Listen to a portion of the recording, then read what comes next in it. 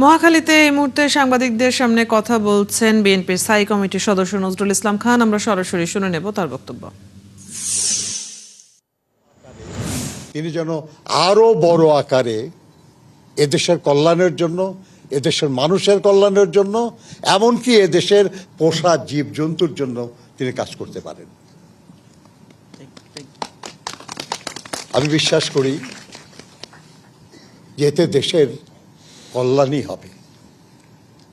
তিনি দায়িত্ব পেয়ে যদি এই কাজগুলি করেন, তাহলে সেটা শুধু তার একার কাজ হবে না, সেটা নতুন দৃষ্টান্ত স্থাপন হবে, যেটা অন্য মানুষরা অনুসরণ করবে। আমাদের দেশে অনেক অর্থবান মানুষ আছেন, তারা চাইলেই এরকম কিছু কাজ নিজেরাও করতে পারেন।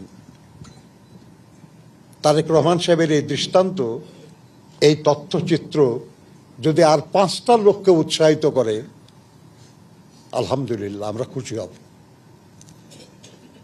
আর তিনি দায়িত্ব নেওয়ার পরে আরো বেশি মানুষকে তিনি উদ্দীপ্ত করতে পারবেন, যাতে করে দুঃখী মানুষের মুখে হাসি ফোটানো যায়, অসহায় মার চোখে পানি মুছে দেওয়া যায়। আপনাদের সবাইকে ধন্যবাদ।